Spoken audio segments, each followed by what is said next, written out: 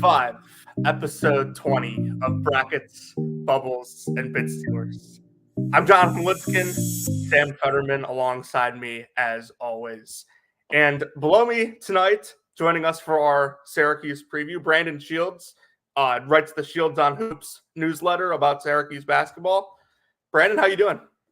Good, man. Glad to be with you guys. I kind of watch you guys from afar, so excited to be here. And it's never too early to start talking hoops. I just tweeted out a second ago that football season just means that we're one season closer to basketball. So I'm always excited to talk hoops, even in August. So let's do this. Yeah, I'm from the Midwest. I go to school in the Midwest. I understand how much you guys up there in the Northeast, especially as a former Big East member, care about basketball. But Sam, how you doing yourself? You got the Syracuse hat ready to go?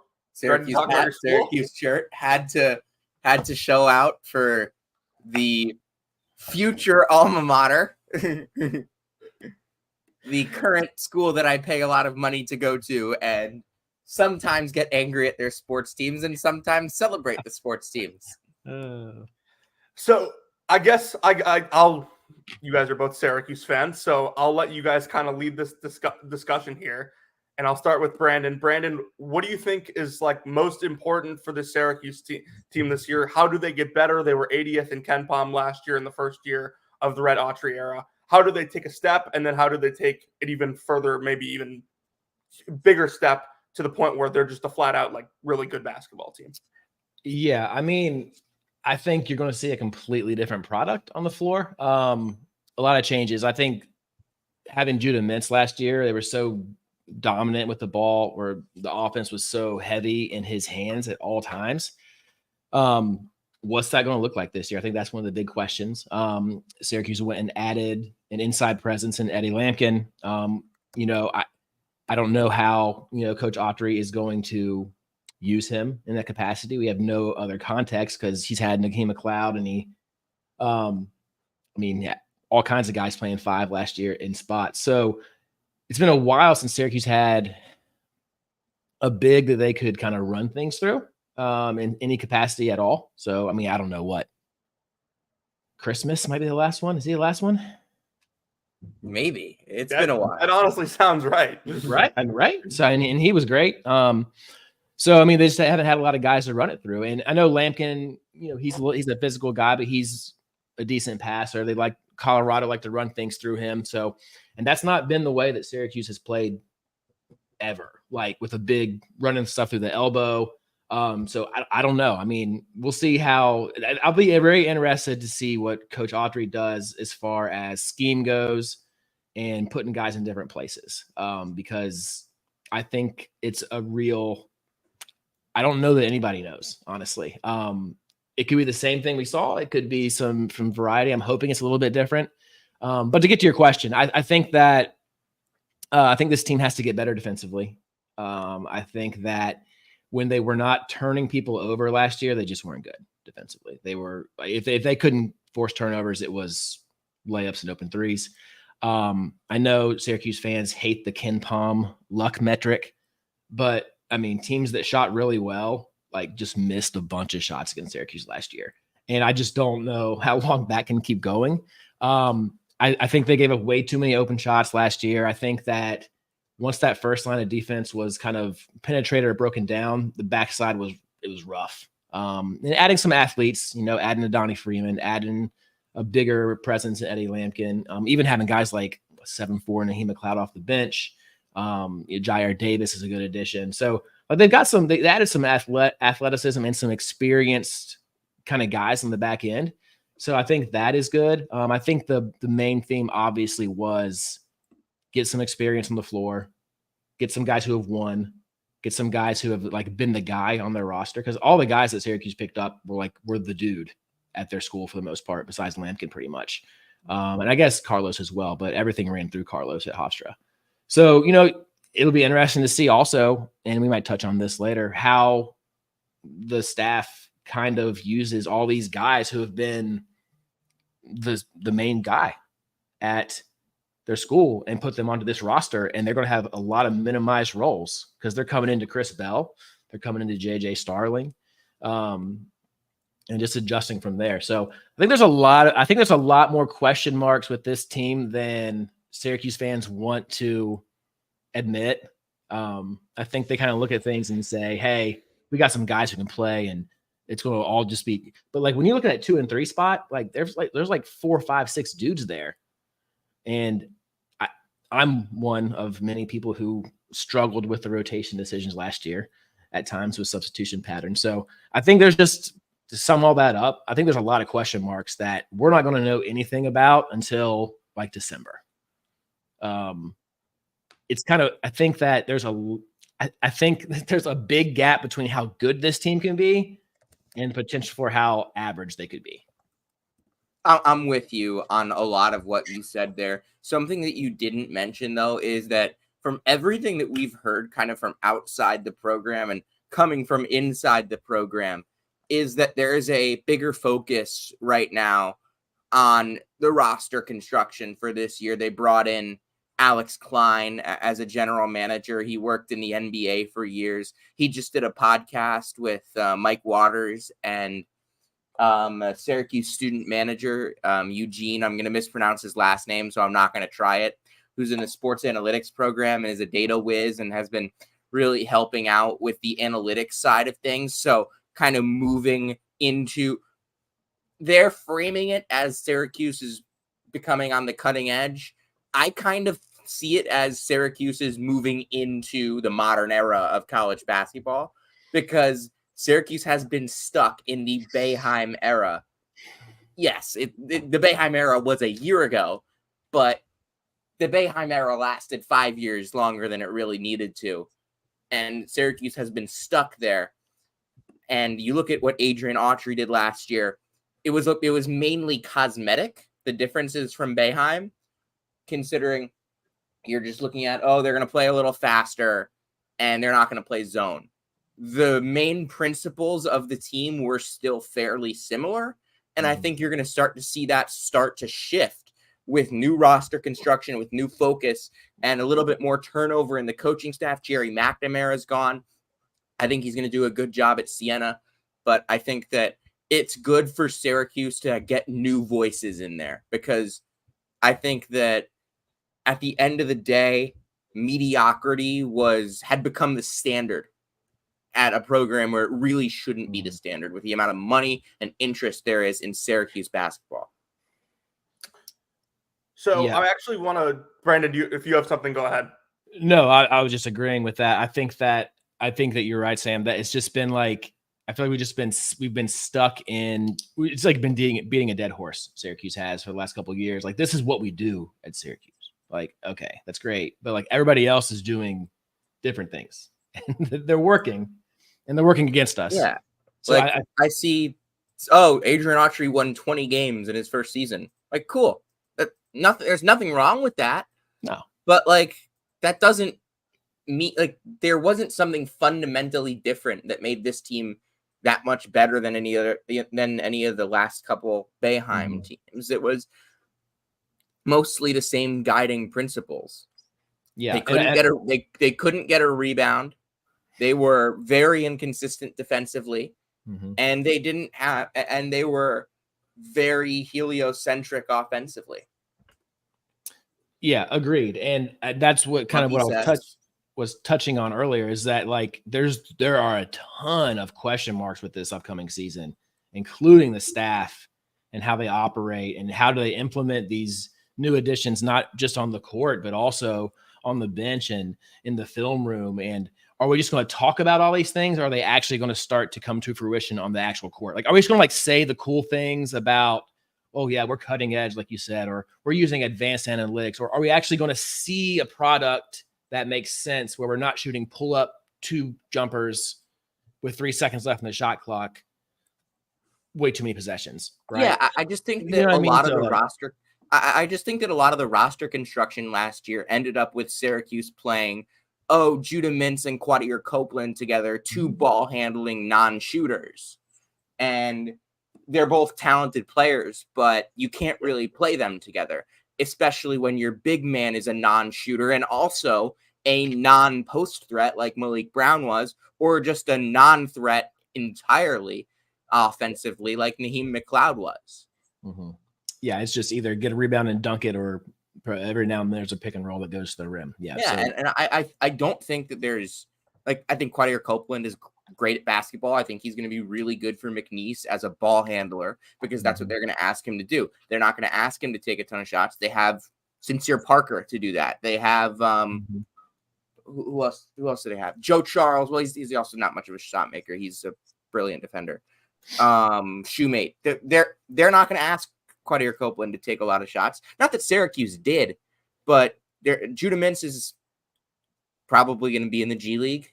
He's probably going to take a lot of shots again. But back to the point, like, I think, Jonathan, you can start directing some more questions at us now. No, this is interesting to me because, Syracuse was 80th in KenPom last year. I watched them in person once, obviously, when I went to Duke. Sam, you know that. But, like, this is a team that I think is so interesting just because the discussion around Judah Mintz is obviously very positive from a casual Syracuse fan perspective. But as someone who watches, like, as someone who looks at the analytics, looks at the stats, and saw him play in person, I think there are a lot of negatives that Judah Mintz brought to that program that I don't think are there anymore. And to be clear, that's not to say that there weren't positives. Judah Mintz, that basketball team would have been significantly worse without Judah Mintz on it. But the ceiling isn't particularly raised by having a player like that.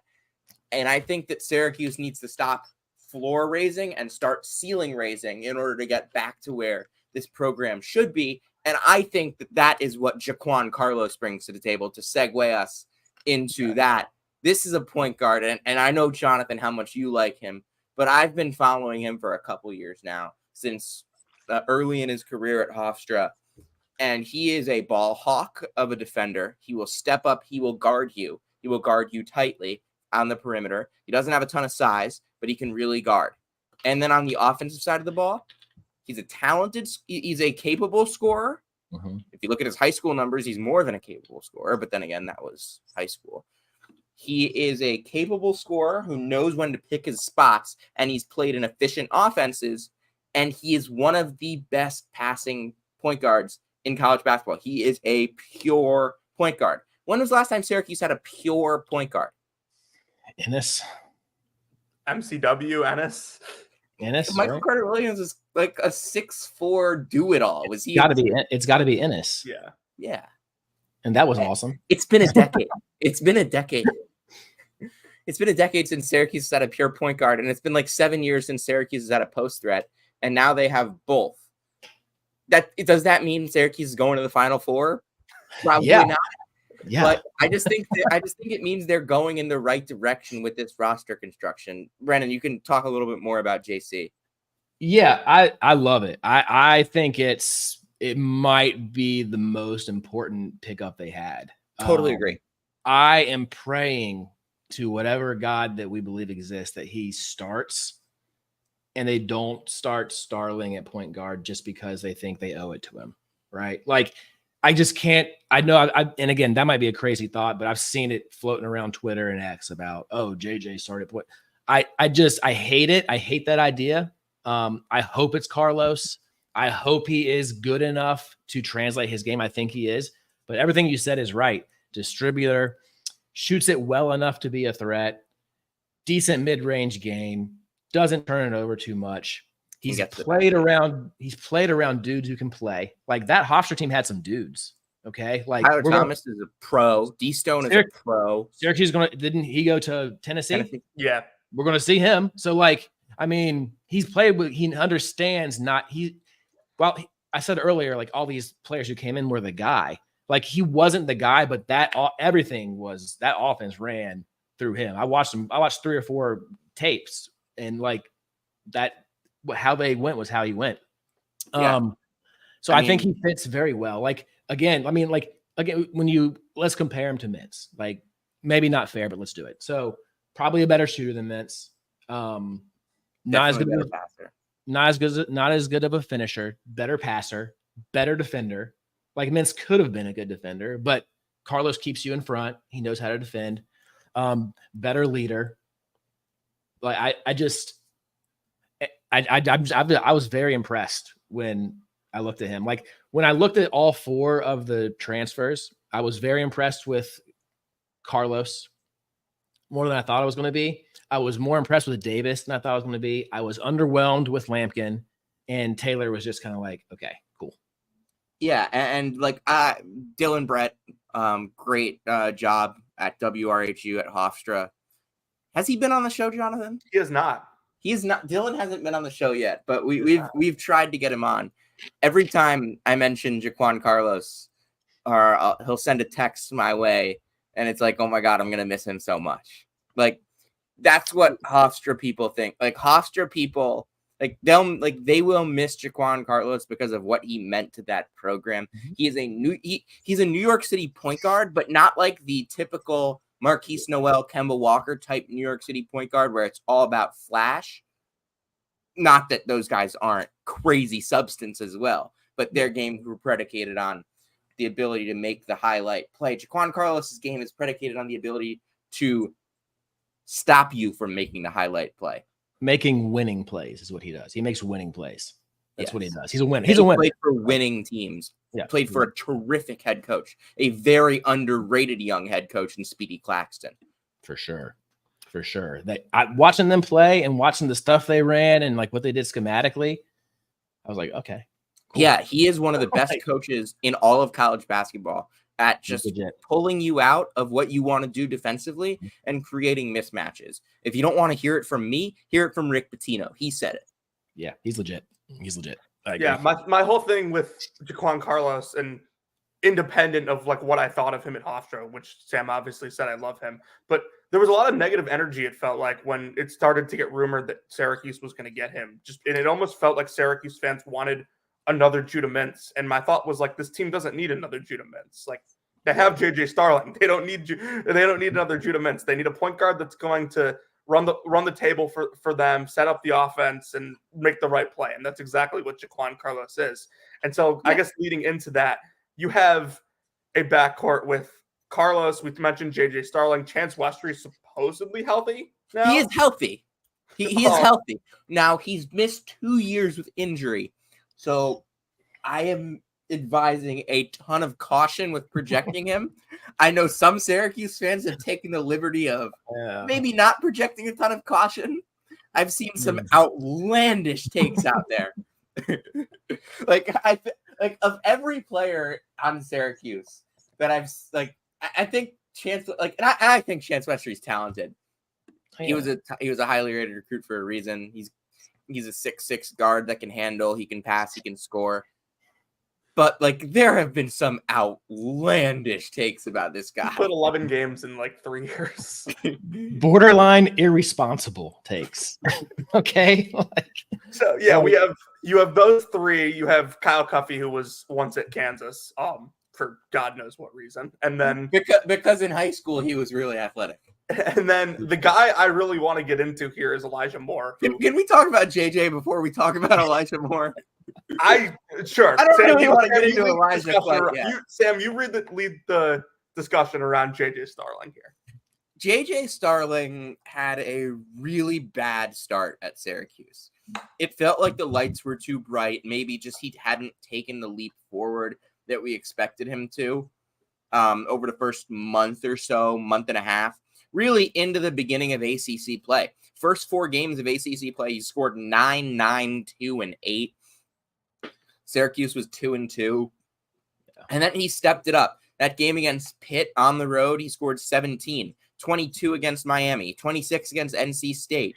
He became a ball handler, and he became very, very confident down the stretch of the season. He was hitting his shots from outside. He was handling the ball. He was playmaking. But most importantly, he was attacking the basket and creating shots. Yeah. Yes, he was. And I mean, like you're right. He had the rough start. He shot it well. I thought he kind of fizzled a little bit at the end. Maybe at the very end, yes. At least from 3.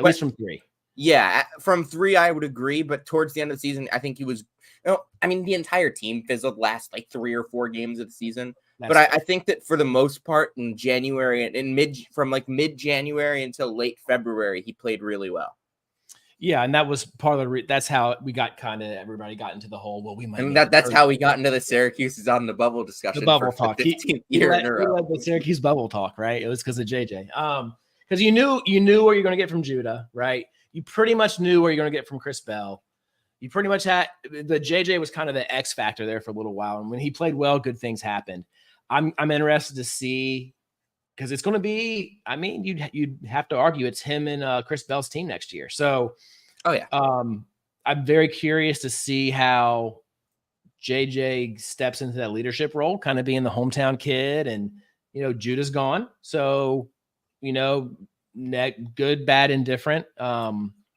He's not there anymore. It doesn't really matter.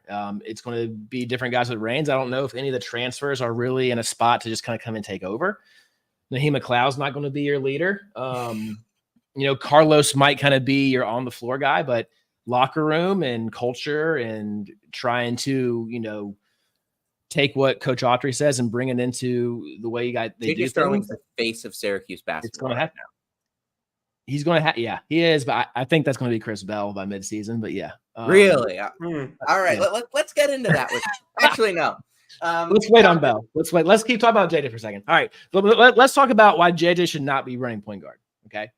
Yeah, he's not a point guard. That's why he shouldn't be running point guard. Yeah, I agree. The dude is not it just blows my mind the things I read though, because the dude is not averaged more than 2 assists a game in his entire college career. Yeah, his assist rate was single digits last year. His assist rate was single digits last year. That's crazy to me that we're like, oh yeah, well let's write an article about how he played, point guard in AAU. This ain't that. I also think he's a good shot creator off the dribble. That does not make him a point guard.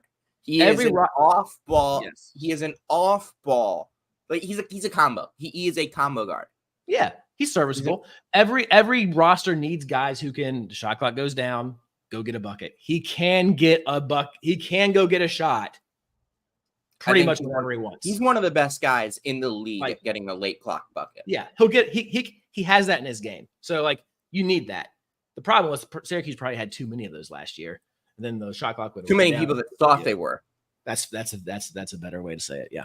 But yeah, I'm curious about JJ. I'm interested to see how he does as a leadership role. I'm interested to see how he does when he doesn't have to kind of look over his shoulder at NBA/G League guy. When it's his team and how he kind of operates. I don't think he's a super vocal guy. Maybe he is behind the scenes, but I don't think he's super vocal. I don't think anybody in this roster is super vocal when it comes. I don't know. They have posts on his Instagram story a lot. Mean, okay. Okay. You're killing me. Yes, he does. But we'll talk about Eddie Lampkin in a little bit, but I think it's going to – I'm interested to see what this team does when it hits the fan. When it hits the fan and it's chaotic and you're in Raleigh the Syracuse – you're in Tennessee, you're in Knoxville, and who's going to rise? Who's going to do what needs to get done to keep the thing afloat, pull out a win, make the shots, make the plays, do what you got to do. It's one of the 1,000 questions I have. I have way more questions about this team than I had about last year's team. And even though Autry was his first year, I have way more questions. They returned everything, basically. Yeah, I have way more except for Jesse. They basically returned everything. Yeah. But I look at this year's team and look, JJ Starling, I don't want to say pencil him in to an all ACC team, but I think that's the expectation that we should be holding him to because he's talented enough. He showed at the end, in the middle of the season last year, that he was good enough to do it. Play for a sustained period of time at an all ACC or borderline all ACC level. And now it's his team. If he doesn't do that, if he is not an all ACC player, Syracuse will not be as good as they can be. It's that simple. Now, I would say I'm not certain he makes an all ACC team, but I think it wouldn't be wise to leave him off of a top 15 in the ACC list in the preseason. Syracuse will stay 8, 9, 10 unless he has a great year. which is what they've been doing the last 10 That's years. very fair. Last like 10 years. If he has a great year, they'll be 5 or 6. If he is just similar and a little bit better than last year, they'll be 8, 9, 10, 11. All right, do we want to talk about Elijah Moore now? Oh my God. I was actually going to go to Brandon first on this because I want to hear his opinion on what Elijah Moore is because, like, I mean, Syracuse fans think this is the second coming of Jesus Christ. But I've seen. Oh, wait until you hear what they have to say about the other freshman. Yeah. Okay. So I mean, the actually really, really good freshman on this. Yeah. Like not that Elijah Moore can't be a really good player for Syracuse down the road, but and like I was talking to Dan Engelstad earlier in the offseason, and he was telling me just how well he was shooting the ball. So yeah, like he's a shooter. That's cool. what he is. Like that's cool. Like okay, great. Like yeah. So I guess Elijah is, one of the apostles. Donnie is like Jesus. Okay. Donnie is Jesus. All right. Elijah's one of the apostles. Okay. Anyway. Okay. So Elijah Moore, I've watched some film. Okay. I've watched him play. He can shoot the lights off the ball. He's got his little celebration. It's going to be fantastic. Syracuse fans are going to eat it up. With caution though, freshmen sometimes don't shoot that well in college. And that's fine. Right. I think he's more of a year 2, 3 guy. I think he'll come in and have some sparks. I think he will do some things. He might win a game or two for Syracuse coming off the bench and hit some buckets. He's not going to be the man. Everything's not going to run through him. Depending on transfer portal and things that happen next year, he could be playing 35 minutes a game next season. Right. Like who knows? But I see him come off the bench. And like I mentioned before, that 2-3 spot for Syracuse is really, there's a lot going on there. Right. You got JJ, you got Chris Bell. Those guys are going to play 30 plus. Like you'd be stupid to not play those guys 30 plus. Okay. And then you got Westry, which is the ultimate wild card off the bench as a 2 or 3. Then you have Cuff. Then you have, you have Lucas Taylor, who's another decent shooter in college. So you got a lot of guys there in that same spot.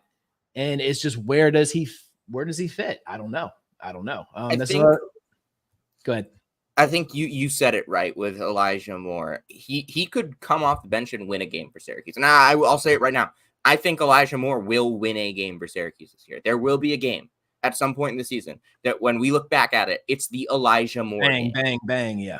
Like 3 threes in a row in the second half. We're down like 6. He comes in, hits 3 threes. Bang. Syracuse is up 3. They win by like 6.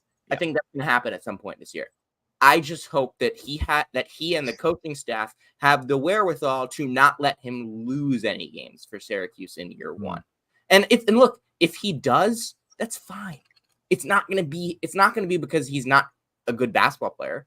It's going to be because he was asked to do a little bit too much, put in a situation that he can't really handle quite yet. He's going to be a great multi-year player for Syracuse. I think that in down the road, especially his junior and senior year, because I think this could be a 4-year player for Syracuse if obviously he doesn't hit the portal at some point. What's a 4-year player? I don't know what that is. What are you talking about? Like if he doesn't hit the portal at some point, he could be a 4-year player. And I think that would be, then you're looking at a really, really good piece down the road. Well, I think it's great that he gets to work under future All-ACC performer Chris Bell this season, because Chris Bell is going to storm onto the scene. This is the Chris Bell year. All right, this is the Chris Bell year. All right, go. I'm all in. I'm all in on CB3. All right, I'm calling CB3. All right, because it's just buckets. Okay, this is the year he takes the next step. He adds the pull-up jumper. He adds the defensive part of his game. He gets more aggressive on the glass. He's going to play 30 to 32 minutes. Okay. I was with you until I'm telling you. I'm telling you right now. Justin Taylor had more made field goals in ACC play than Chris Bell had offensive rebounds. That's fantastic. He didn't have to. All right. He didn't have to. And he doesn't really have to with this roster either. First off, I think the rebounding stat that gets harped on Chris Bell's he's not a great rebounder. I don't think he is. I think it gets emphasized way more than it should. Fair. He's an outside shooter. Like, he is, and he is not a terrible defender. He's not a great defender. He's not a terrible defender. all year I said they should just put Chris Bell on the best player and tell him no help responsibility. Just follow that guy around. Just use your length. Don't help. Just do your thing, and he'd be fine. He did get caught on backdoor cuts. Off-ball defense for him and JJ was bad. They are bad off the ball. They are bad off the ball. They're both decent on the ball, bad off of it. But I think Chris Bell is going to be a problem this year. I think that he's going to be shooting NBA threes this season. I think he's going to be green light. Because again, we added some guys, but I don't think there's a ton of shooting outside of him and Elijah. There's some guys who can hit a three. Taylor's a shooter. Yes, but he's not going to play that much. All right, but back to Bell. Yeah, you said you mentioned green light. Yeah, that light was so green last year. I loved it, but I think it's going to get even greener because neon. The ball is going to end up in his hands more. If you look at his usage rate versus his shot rate last year, 18% usage rate, but 24% of the shots. Mm-hmm. I think that maybe both of those numbers, the shot rate probably stays around the same, but the usage rate will go up. He'll have the ball in his hands more. He took 192 threes last year. I'd be shocked if he doesn't take 215, 220, 230 this year. And you add Jaquan Carlos, and you add an inside presence or two to where there's actually pressure on the rim where people actually have to dig down a little bit. Chris Bell got all his stuff off of just everybody knowing that nobody else can shoot. And nobody was going to cut. They can't throw it inside to anybody. There's no cut. There's no pressure on the rim except put your head down at the top of the key and drive. And he still did what he did last year. I think his game's going to skyrocket this season. I think he's highly underrated and highly undervalued, just like I think Jaquan Carlos is. I think both those guys are going to I think they're going to play well off each other. I think Chris Bell got a lot of hate last year, and he's gotten a lot of hate. And I don't think it's not I don't think that what they're hating on is not warranted, but I think that for what he was last year, Syracuse does not win 20 basketball games. They don't win 15 basketball games if it wasn't for Chris Bell last year, because he was the only guy that could make a shot. Now, ideally, your team doesn't have to rely on Chris Bell as much as it does, because he has some major flaws as a player. Mm-hmm. But how many guys out there, if he went into the transfer portal, oh my God, there would be teams lining up. There would be maybe not blue bloods, but high level teams lining up to pay him a lot of. Kobe Bryant had every single blue blood after him. Okay, teams better than Syracuse. Chris Bell would have had blue bloods after him because Kobe Bryant did, and Kobe Bryant got his shots off movement. Chris Bell just stood there and made 42% of his threes. He has the equalizer, the great equalizer in basketball, and he can shoot the crap out of the ball. Okay, you can say it. He can shoot the shit out of the ball. All right. He can, that's just what he does. And you're right. I agree with that. I think he may have been, okay, here's a question for you real quick, Sam. If Judah and Chris Bell went into the transfer portal, who would have been more sought after? Chris Bell, no doubt. Chris Bell. Okay. Cool. Not even close. Great. I'm glad you answered. Judah would have had a certain few high major schools that would want him to be their number one. Desperately needed a ball. Chris Bell would have had dozens of high major schools asking him to be their number 3 or 4 or 5 threat, but as an elite shooter. Yeah. Not sure there was a better rumor out there this offseason. Especially seeing how Joe Girard stepped in at Clemson and immediately saw his true shooting percentage go. How much higher was his true shooting percentage? Yeah, you mean when he didn't have to do everything? Yeah. I'm not sure there was a better offseason rumor than Judah Mintz to Georgetown, because that just made the most sense. Right? Judah Mintz to Arizona State also would have made sense. What'd you say? Judah Mintz to Arizona State also would have made sense. It would have. You're right. You're not wrong. Or Arkansas. Everybody goes to Arkansas. Well, not anymore, I guess. But not anymore. I guess they actually do still, but whatever. That's a whole other thing. Real quick before we get into this front court, I think Elijah Moore, when I watch him, shot mechanics are good. Mhm. I just think he takes a lot of bad shots. And I think if Syracuse coaching staff, not their fans, can get him to play under control. And I think like That would with be the- really impressive if the fans could get him to play under. Yeah. We think we can. I think with the we minutes- can. with the minutes he'll play this year, I think if understands what his role is, he can be a really effective player for this team. However, I think it's a little ludicrous that there are people out there calling him one of the best shooters in the class a year after he shot 34% from three. So Listen, we don't talk actual numbers here, okay? We only talk emotions. hypothetical. Like we just talk emotions. We don't look at numbers and logic. Like, you know how much stuff I get for being like an analytical. I'm not even that analytical, but like they're like, oh, well, you still have to play the game. Yes, you do. But also when guys who shoot 26% shoot 33s in a season and guys who shoot 42% shoot the same amount, it's not a good thing. Like it just doesn't make sense, right? So anyway, yeah, I agree with you about him. I think again, it's that high school to college transition, right? Like it's why kids take off from freshman to sophomore year, right? Like that senior year of high school to being a freshman in college, it's a whole different thing. No matter what level of AAU you played on, you're just not the man anymore. And I think it'll be interesting to see how Elijah kind of adapts to that. And again, I don't know where he falls. I mean, I think he probably plays like what 10, 12 minutes a game. Yeah. So like, how does he use that time? Like, I don't see him shooting a lot of twos. I see him being a spot up guy. I see him being very similar to Chris Bell as a freshman, just kind of like with less time. Just kind of being a guy who's a spot up guy, spaces the floor, which is not a bad thing because you got some drivers and some guys who can get to the rim. I mean, it would have been nice to see, Judah Mintz with a Elijah Moore in one corner and a Chris Bell in the other corner. Like that spacing is nice, but that'll be a luxury that Syracuse hasn't had in a while. Having the potential to at least play two guys on the floor at the same time, maybe that can kind of shoot it.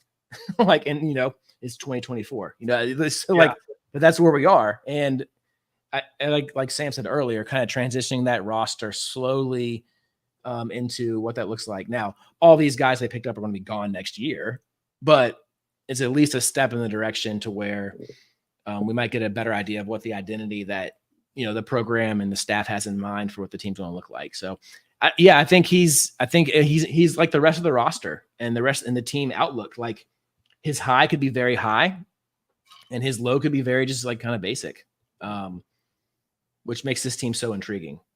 And I know we're kind of biased, but like, I don't know if there's a lot more intriguing teams that exist in the ACC right now. Like it's definitely in the ACC. Like it's just who the heck knows? Like, I don't know. I follow these guys. I don't know. I think the ACC has a lot of teams that just just have totally uninspiring, drab rosters that they might not be bad. Like there's nothing that I look at the roster like Pitt. I look at Jalen Lowe and like that's like the only thing that excites me about Pitt's roster. Like yeah, but they'll still be good. Yeah, like they'll still be fine. Like, yeah, like and that's not a slight to like the other guys at Pitt. Like there's good players there, but like there's not something that has me piercingly excited about that team the way that I look at Syracuse and say a lot of different outcomes. And there's a lot of different outcomes that can be good and a lot of different outcomes that can be bad. I also do want to very quickly, kind of talk a little about Lucas Taylor, because when Jaquan Carlos committed to Syracuse, what was the first thing I said to both of you? You were happy. Okay. After that, like what was next? The first thing I said was, all right, now get a wing shooter. Okay. Because Syracuse had been in on Dakota LeFew for a while, and the idea was like if you got him, that's your other shooter. Lucas Taylor is the shooter. Like I know he shot like 34% last year, but he was also 35, 36% last year. But he was asked to do basically everything for Georgia State. That was not a very good team. It was not. They were 8-10. They were garbage. Jawan Odom was pretty solid, but was not a floor spacer. They didn't really have a ton of floor spacing. They had some Okay, chuckers. so, yeah. They had some chuckers. I think Lucas Taylor as an off ball, coming off screens primarily, just off the bench, 15 minutes a game, will give some good minutes. He's another one of those that might win a game or two. You know what I mean? Like Yeah. come off the bench and do some things. I don't think he's not good. I'm surprised he came to Syracuse, honestly. This late in the portal, I was kind of surprised after seeing all the other guys who came in, knowing that Chance Westry is probably going to be healthy. I was surprised that he chose to come to Syracuse, especially like just for a year. So I don't know. I mean, maybe they saw something we don't know. Maybe they know something we don't know. Maybe he knows something we don't know. I think that he is a decent enough ball handler. They did have him at point a little bit at times last year, just out of necessity. So he's got that experience. He's got a little bit of length. I don't think he's not a great defender, but he plays hard. He does play hard. He hustles. He kind of scraps a little bit. That surprised me about him. When I watched his film, I was expecting, oh, well, he just shoots threes and whatever else. But he's more aggressive. He's scrappy. He plays hard. He kind of reminded me a little bit of Chris Bell. Chris Bell played like a little more aggressive defensively, but not as good of a shooter, right? So I think he's another age addition, some experience. I think Coach Autry was frustrated with the immaturity of the roster last year. I think that's blatantly obvious by the fact that he went out and got a bunch of 22, 23-year-olds to kind of fill up the space here. Like, I think absolutely. He'll never say it out loud, but like, I think we knew, like, there have been rumors floating around about like how Quadir Copeland ended up entering the transfer portal. Even Judah, like this way they acted. Like, just, I mean, when you publicly kick a guy off a team, then there's rumors that you told a fan favorite key player not to come back. Now we don't have any of that confirmed about Quadir, but that's a rumor that's been thrown out there. And obviously the whole Judah situation where his body language was awful. I'll let you say it. I'll say it. I sat there and watched him at Duke. It was awful. Like late in the game. Granted, the game was like out of hand at this point, but I sat there in the like late stages of that game, and Judah is sitting there while Duke is shooting free throws, talking to Isaiah Evans, like while the game is going on, while Duke is shooting free throws, and like literally asking him, like, that wasn't foul, right? Like stuff like that. All right, to the front. Well, I don't think we need to go over Kyle Cuff. No, I actually wanted to bring up something that Sam, you texted me last year, because there was a very obvious problem that the Syracuse team had, and I think they did everything that they possibly could to fix it. But I got a text from Sam last year. I don't remember what part of the season this was. Could be bad. Sam texted me and said, Naheem McLeod is 7'4" and cannot get a rebound. And so and it wasn't just the Naheem McLeod problem. This team finished below 300 in both offensive and defensive rebounding. And they go out, they get Eddie Lampkin, they get Jair Davis from Donnie Freeman. Donnie Freeman, high-level rebounder. So they have those three guys. They're going to try as hard as they can to fix it. And the good news is we know for sure that Lampkin and Davis both can rebound. But how good do we think this team? How much better do we think this team will be in that category? It's going to be, I don't want to say night and day, but it's going to be better. Because I'm never going to say it's going to be a good rebounding team with Syracuse basketball. I've been, like, even before I knew I was going here, I've been following this program long enough. This team should be better on the glass because, as you mentioned, Eddie Lampkin, he is a physical, big body. He'll fight you. He could fight anybody, but he will fight you for a rebound, and he will fight. And Jair Davis, I honestly think he's going to play more of a jumbo wing role, than like a true power forward. He was in such an odd position last year at Delaware. He was their 5. He was their 5, but he was also their ball handler. Yeah, in a way, point center. He would play high post, top of the key. He was basically everywhere in the middle third of the floor. I think he's going to be a lot more on the wings this year. And I think that because he's really athletic and you didn't really get to see that, I think he's probably hopefully changed his body a little bit to reflect that he's not going to have to bang quite as much in the low post. Changed his body to be a little bit more fluid. And I think he is extremely fluid for his size, for his size strength last year. And I think his fluidity can translate if he drops like a couple pounds and he can still maintain his rebounding ability and be more of a power wing that can get to the basket and maybe, just maybe, step outside and hit some shots. Power wing is a good description. I think that fits him best. He can play some 4. He'll probably play more 3. That's what he will do this year. He will be He'll play some 3 and 4, and I think he fits there. He can't shoot. I mean, he can shoot. He has a decent mid-range game. He can't shoot. Let's be honest. Can't shoot. Maybe adds it to his game. I don't know. But he's got a nice mid-range game. He's smooth. He's fluid, like you said. That's what impressed. I think I texted you, Sam, after I watched some Delaware film, and I was just impressed. He was better than I thought he was. Like, he was better than I thought he was going to be. And you said, well, he might have been CAA Player of the Year preseason. So, that's a big pickup. I think it's kind of under the radar a little bit. I think with the Lampkin, I think with Freeman and Moore and all this other stuff, I think picking up Davis kind of went under the radar a little bit. But yeah, I think he has a great chance to have a heck of a year. He's a fit. And again, Autry was blatantly obvious in what he was after. Like, Carlos is not afraid, even though he's a guard, of being physical and getting after it. Davis, same thing. Lampkin, same thing. Are they flawed players? For sure. For sure. That's why not everybody else is after them. Okay. But they have some of the things that this Syracuse roster struggled in games they lost in last year. The lack of tenacity, the lack of getting after it, the lack of you get punched in the face, how do you respond? The lack of leadership, the lack of maturity. He went out, and although he didn't get high-profile guys, he got some pretty good dudes who do fill in those areas that were obviously lacking last season. I see a commitment to bettering the program this offseason.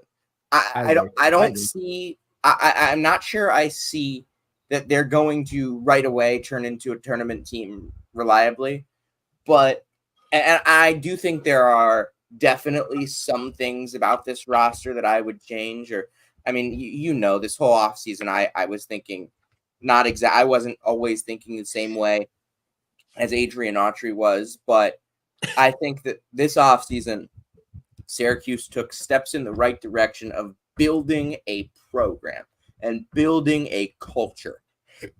And that is really what matters in college basketball. A through F. Because I mean, look at UConn. Before they got good, before they got great, they built their culture. Culture was obviously Syracuse is not going to be UConn. Nobody will be UConn. UConn will not be UConn. UConn will not have the success that they had over the last few years. No one will for a very long time. Yeah, that's not normal. But how you build a program in college basketball, unless you are this absolute wizard of a Josh Schertz caliber, you are not building, you're not turning water into wine on day one. You're building the culture.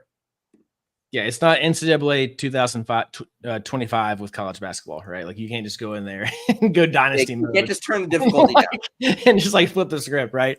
Yeah, I agree. Okay, A through F. How would you grade the offseason then, if you were to grade it A through F?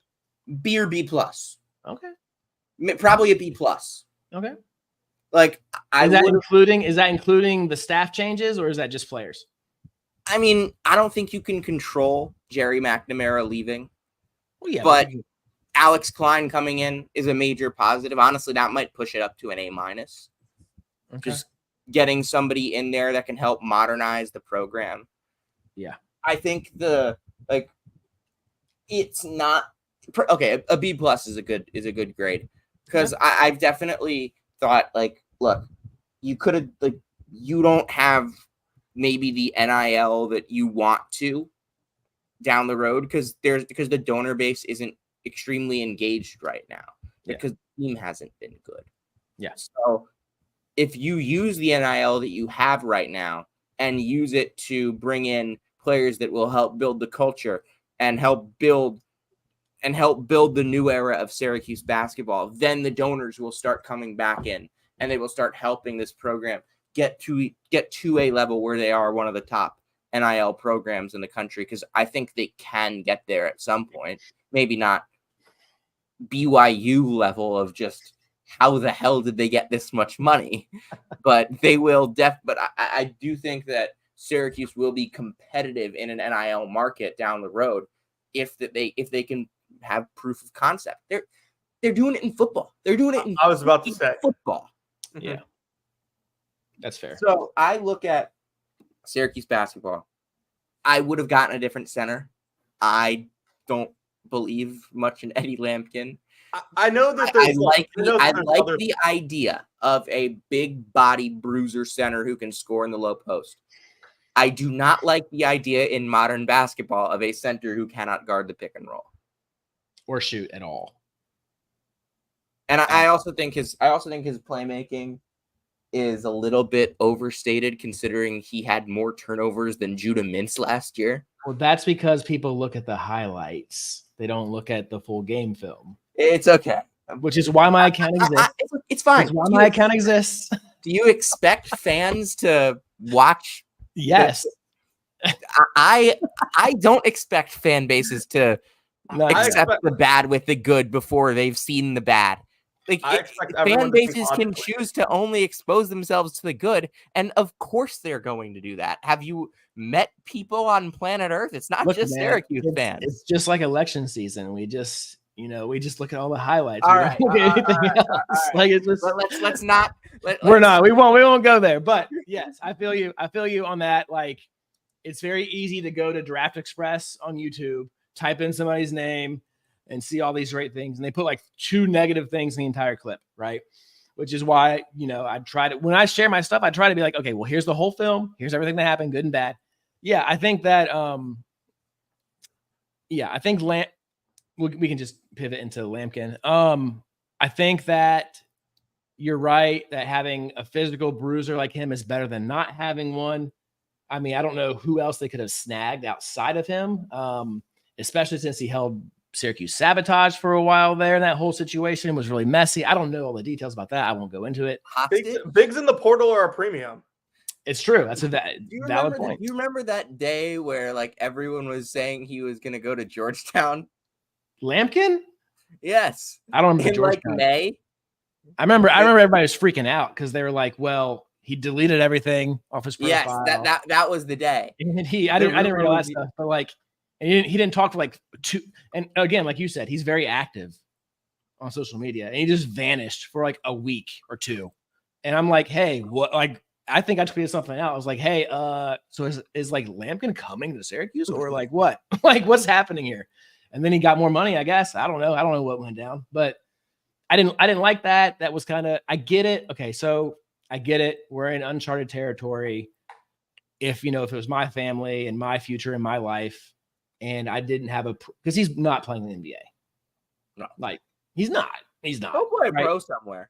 But you can make he'll probably make money, playing professionally. But like, he'll live the dream. He'll be paid money to play basketball for sure. I'd take that in a second. I'd take my current salary and go play hoops. You kidding me?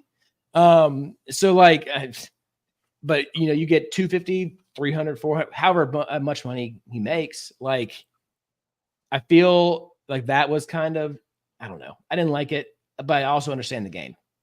You know what I mean? Like, I understand the game, but I don't love. And I want to move on finally. The last player that we're going to talk about. I was going to say, what are our thoughts on Donnie Freeman? The last player I want to talk about is Donnie Freeman, who I don't want to. Who's great. Donnie Freeman's a great player. Now, Syracuse fans will have this tendency of taking the most positive report that they hear and reporting it as fact. Look, he's great. He's He is not the 6th best freshman in the country as one outlet has him ranked. But he can be it doesn't matter if he's the 6th best or the 60th best freshman in the country. He will impact the game on day one. That's fair. He is a player at 6'10" with great athleticism and fluidity. That's fair. Who gets to the basket really well when he tries. He just doesn't really try as much as he should. And he has a great jump shot. His mechanics are good from the outside. Maybe settles for too many of them. That's kind of my problem. But he is also one of the best rebounders on the prep circuit last year. And what did he shoot from 3 in EYBL? I don't have EYBL stats anymore. I don't either. I'm trying to remember. I saw it April 29th. April 29th. I texted Sam when Donnie goes to the rim. He's actually pretty effective. This was probably my 5th or 6th IMG game that I had watched that I noticed this. And then Sam says he never does though. So my point being, I don't think Donnie Freeman's going to be an NBA player right away. Maybe NBA GM's like the tools enough that he is. But I think if he's at Syracuse for a second year and they get him to do what he's really good at, that's a potential All-American. And I think that's what I really like about this. And that's kind of what I think this modernization of the coaching staff. If they're not selling us snake oil with this modernization of the mentality of the program, then that's where I really have hope. Because they're going to get these guys to do what they're good at instead of, hey, Joe Girard, dribble around a lot and maybe take a lot of shots. Good luck. Yeah. Here, Joe. Dear God, I hope it goes in. Joe, here's the basketball. Good luck. Yeah. But 8 seconds left on the shot clock. Here you go, buddy. God. Yeah, but and then we're all like, Joe Girard sucks. Well, okay, yeah, because he got the ball with 6 seconds left on the shot clock with a 6'7" dude on him. Like, what do you want the dude to do? Like, what is happening? Anyway. Now, I think Donnie Freeman will make a huge impact. And I think what will make him better is that if he plays 22 minutes a game this year, that's fine because Jair Davis can cover the other 18. Agreed.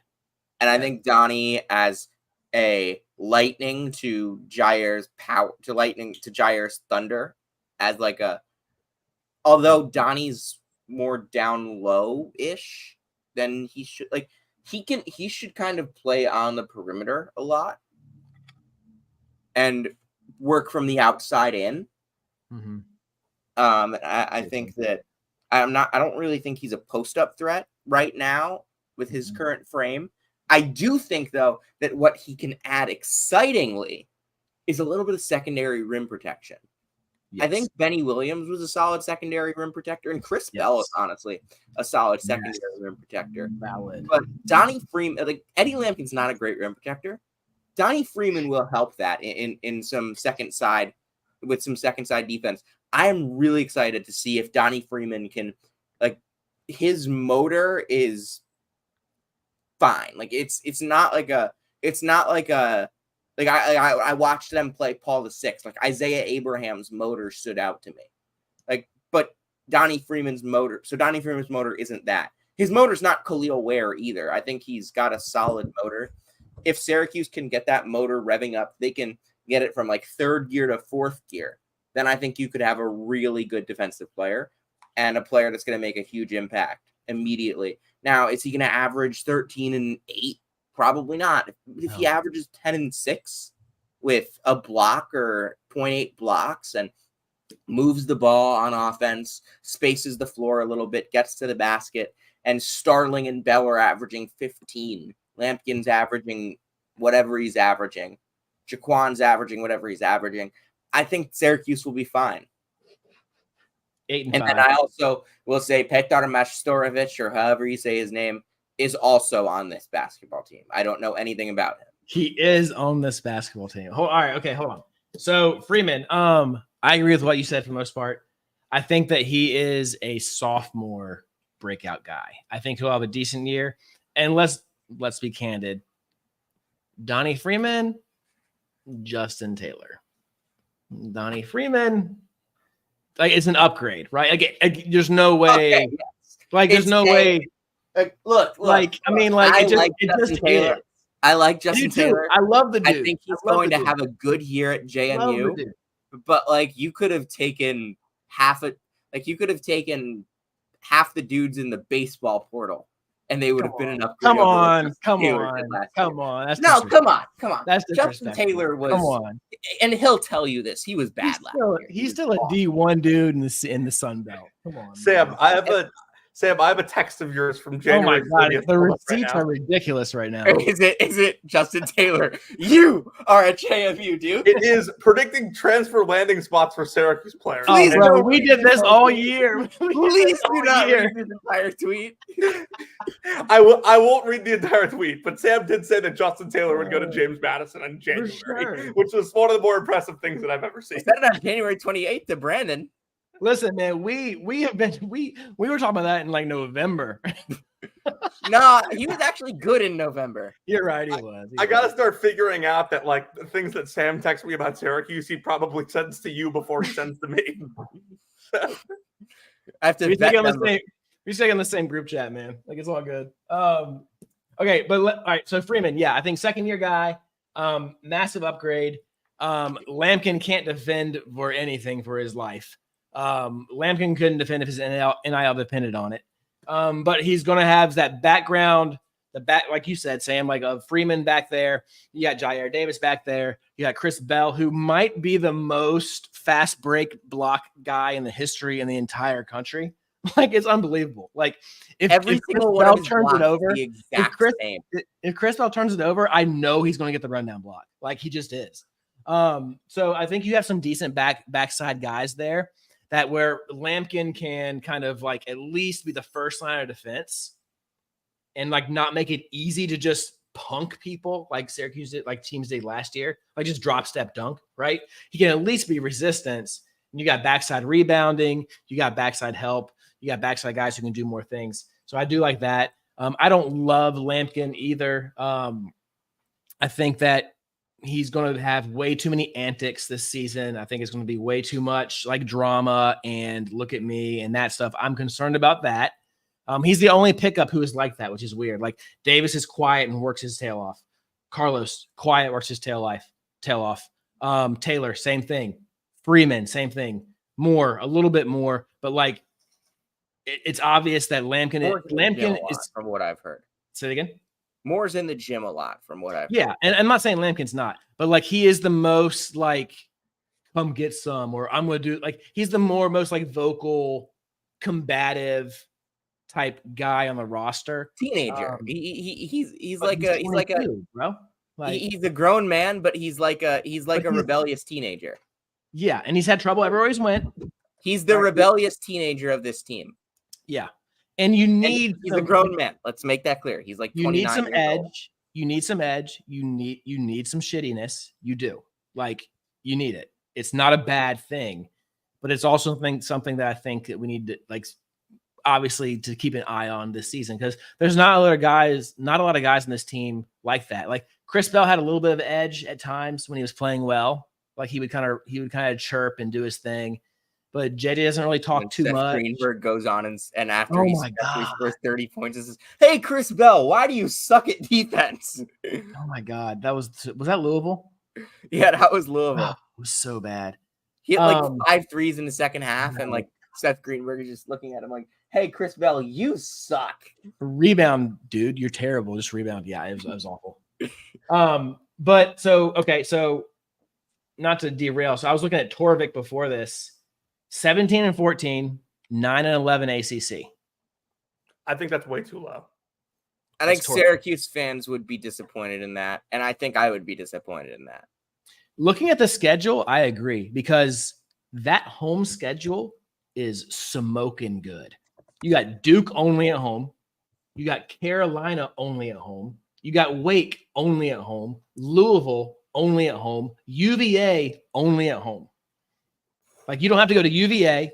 You don't got to go to Louisville. You don't got to go to Chapel Hill. You don't got to go to Durham. You don't got to go to Winston-Salem. You do have to go to Stanford and Cal, but like and SMU. But like you don't have to go. Those are like 100 and 103 in my rank. And also, like, when they make the Stanford and Cal trip, it'll be in the same, like, week. Probably, yeah. And then neutral, you get Texas neutral. You get Maryland neutral. Texas is beatable. No. You get Maryland neutral.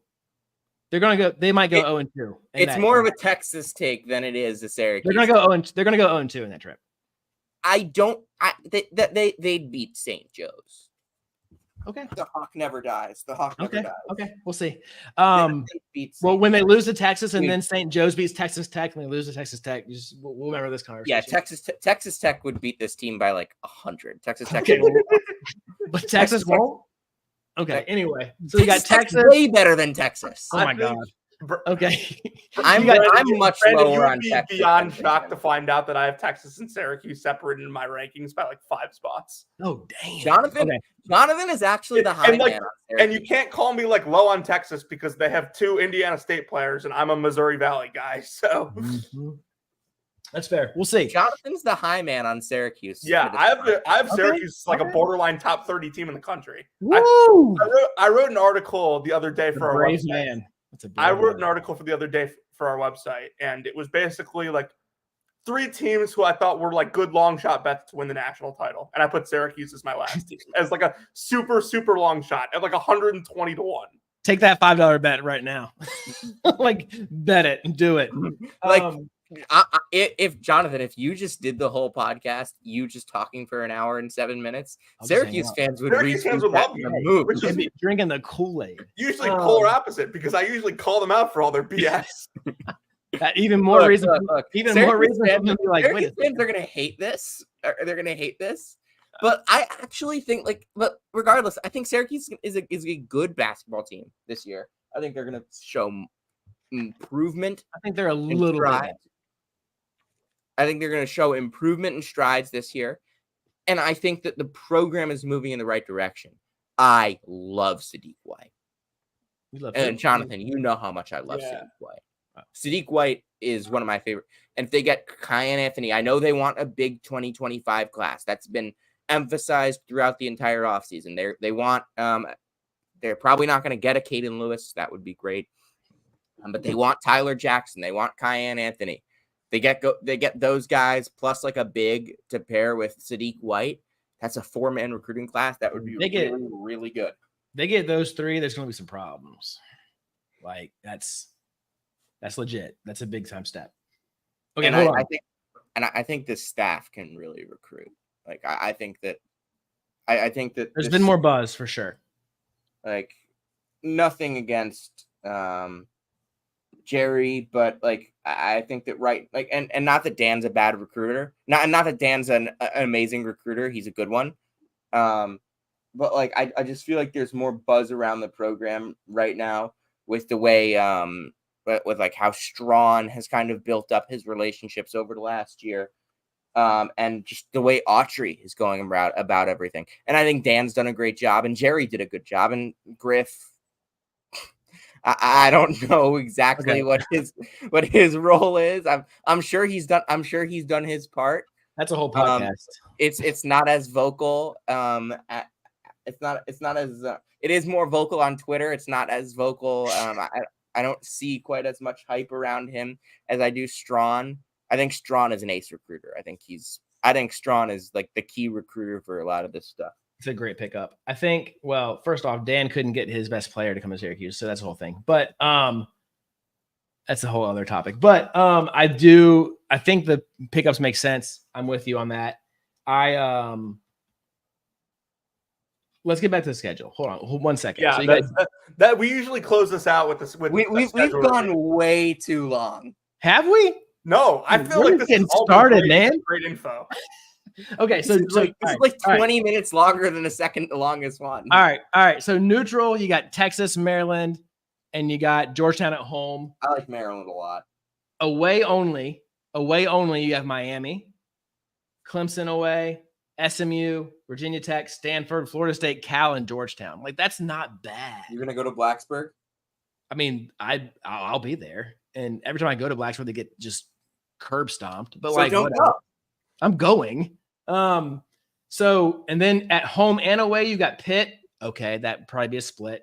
You got NC State, Okay. You got Notre Dame, which is better than people think they're going to be. And you have BC, who lost everybody. Like BC's those are BC's probably going to three struggle. splits in a sweep. BC will be a sweep. Notre Dame will probably be a If split. BC is not a sweep, that's problematic. unless someone they brought in way better than we thought they were. I'm scanning my head for their roster right now, and I can think of like it's rough. dudes. It's rough. Don't Now, ever listen, doubt the power of the Silvio Ocante forum. God, yeah, it's so quiet there. You can't even do what you're supposed to do. I think also when the schedule comes out, like the timing of the games will be important. But man, for the most part, like that's I would take that schedule. Yeah, that's doable. Like you're gonna get 30,000 for Duke. You're gonna get 30,000 for Carolina. You're gonna get 30,000 probably because Louisville's gonna be good. You're gonna get a whole bunch. You're not getting 30,000 for those games unless it's a Saturday. And yeah, fair. But like you're still getting more than most people get. Like because also the capacity is down to 31. Oh yeah, that's right. How could they? All right. They're just letting less people in. No, What's the reason? What's the reason behind that? They ripped out all the benches and put in seat backs. There's seats now. It's pretty though. I can't wait to go there on the 20th, I think, the Stanford football game. Okay. Speaking of which, I'm very excited for the person who bought my Ohio and Georgia Tech tickets for a combined $140. What are y'all going to do in Syracuse? Are you going to be? I know you're in Paris this weekend, but like, I'm not back until after Georgia Tech. What? We'll explain. Anyway, I think we can close it out on that. Well, what are you going to do when Ohio beats Syracuse in football? I'm going to be sleeping when that happens. As someone who follows college football very closely, Ohio's down like 15 starters. Syracuse better not lose. Wow. Okay. Well, there's what has the Syracuse over in football and basketball. I might have to be a Syracuse athletics fan this year. Like they were a 17.5, I think, favorite when I saw it last. Mm-hmm. Okay. All right. Anyway. All right. If you came to hear about Tyler Self and where he's working, you came to the right place. If you came to hear about snake oil salesmen, you came to the right place. And if you came to hear about the latest happenings with Caleb Grill, you came to the right place. This is season 5, episode 20 of Brackets, Bubbles, and Bitch Stealers, a very fun Syracuse preview podcast with Brandon Shields. We will see you next time.